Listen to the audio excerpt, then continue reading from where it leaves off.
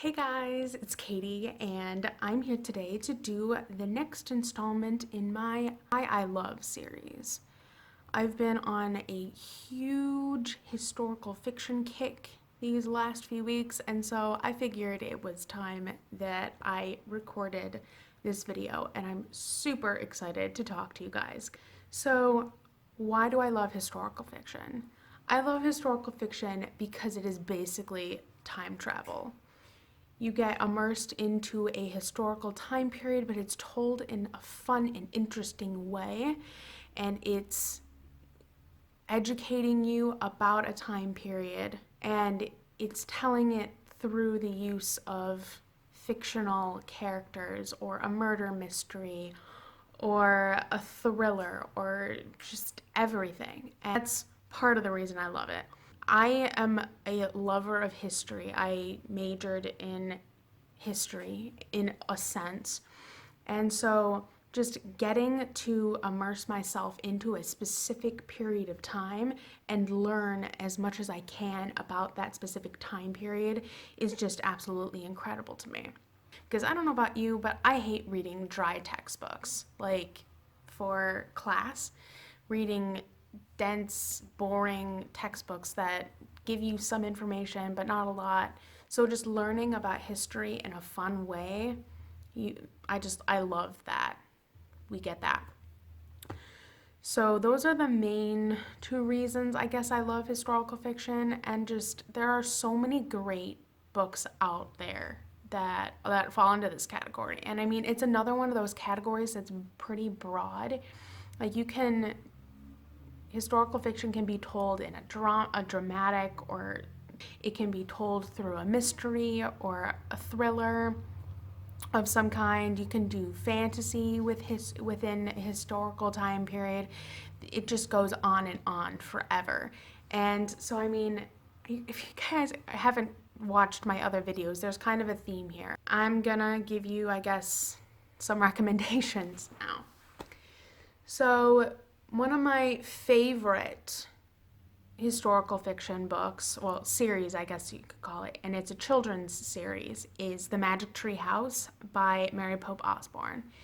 You guys have heard me talk a little bit about it in a previous video or two, but what I love about it is it takes all of these different important historical events and time periods and makes it fun for kids by doing it in a kind of a fantasy way. So the premise of the series is these two siblings, Jack and Annie, who are 8 and 9 respectively, stumble upon a treehouse.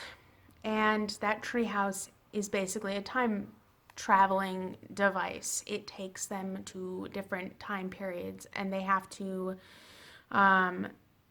witness certain events or stop things from happening or find something, or I can't remember. But the treehouse belongs to Morgan Le Fay. And also, they get some tasks from Merlin as well. And just throughout the whole series, it's basically them going on these quests. She's got the main series, which is the 28 books, which really is the Morgan Le Fay portion. And then there are some Merlin books, and then there are some other spin-off series, which I haven't read. I've only read a large chunk, maybe all, of the 28 original books. And they're just so good because they introduce kids to history in, as I said, a very unique and fun way. And I mean, she does a good job at keeping her audience in mind, but also making it informative and giving them a background for some different time periods and things. And I literally loved those books. I ate them up as a kid, and I really wish that there was an adult series that is kind of along those similar lines. I know that there are some other time traveling, timekeeper series out there. I haven't read them yet, and I'm hoping that they're really good and that they're similar to this, but I'm really looking forward to those.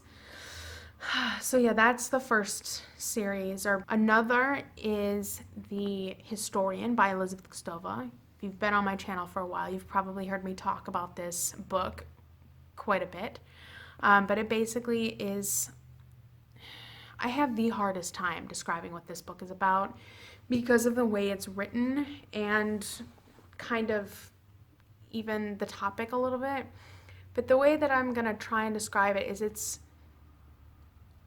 a book that it's got some Dracula-esque elements to it, but it's also got a lot of Eastern European history, and Vlad the Impaler is heavily featured as well. But as I said, I have the hardest time describing this book.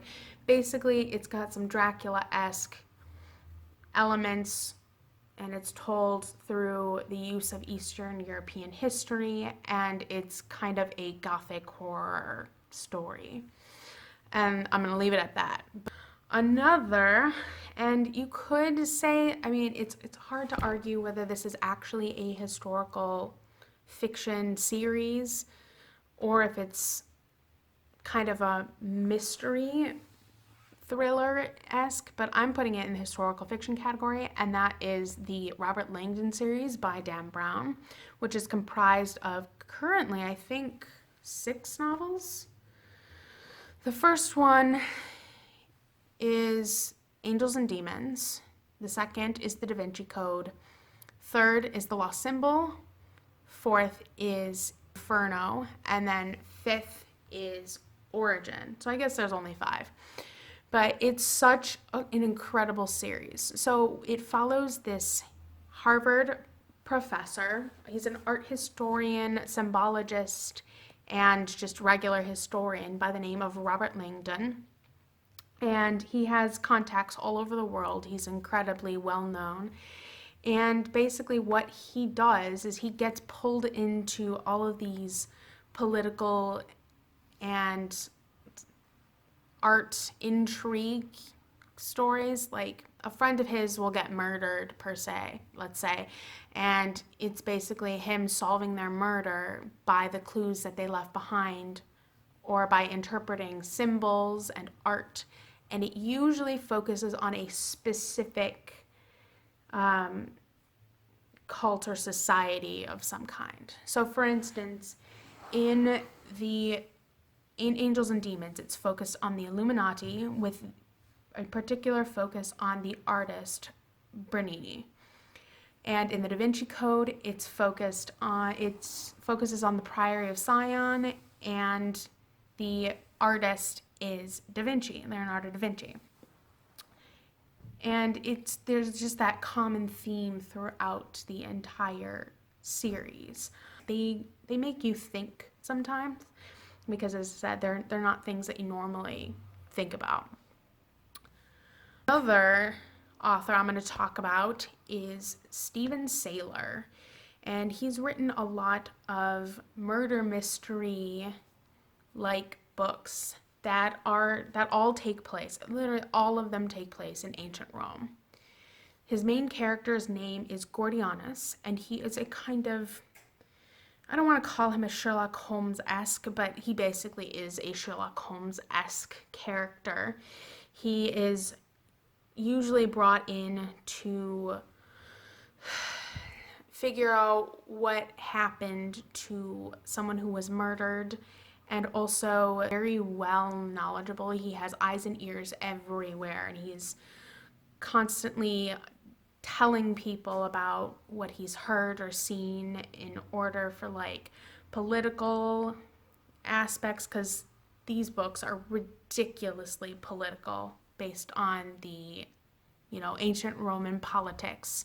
Cicero is usually heavily featured in at least the earlier books. I've only read one all the way through. I'm in the middle of his second one, and I really enjoy his style, the pacing, and the intrigue, and just the really deep focus on a specific portion of ancient Roman history And just the characters are really interesting and they're fun, and just the fact that Gordianus gets to deal with all of these historical figures is just super fun for me to read. He's also written another series called Roma, which basically, if you guys are familiar with James Michener, he follows families over a period of, I think, just a large chunk of history, and it's a duology. I don't think there's going to be any more written.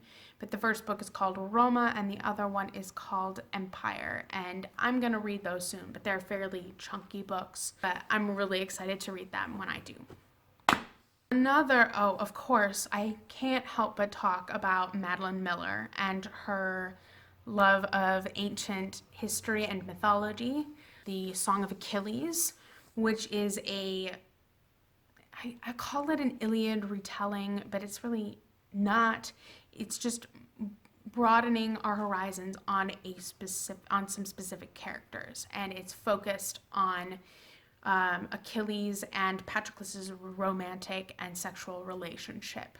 It's heavily implied that that was a thing in the Iliad, and it has been referenced in several other classical works as well. And I know that Circe just came out, and I'm really looking forward to reading that as well. And yeah, I think those are the main series and books that I'm going to talk about that fall into this category. So yeah, I hope you guys check them out, or if you have read them, feel free to come talk to me about them, because I absolutely love all of them. I think that's all I've got for today. I'm going to leave it there, otherwise this video will be a lot longer than it already is. But so yeah, as always, feel free to like, subscribe, comment, follow me on social media. I have a Twitter and a Goodreads, which are both linked below. And I will come back with another video for you guys again soon. Okay, bye.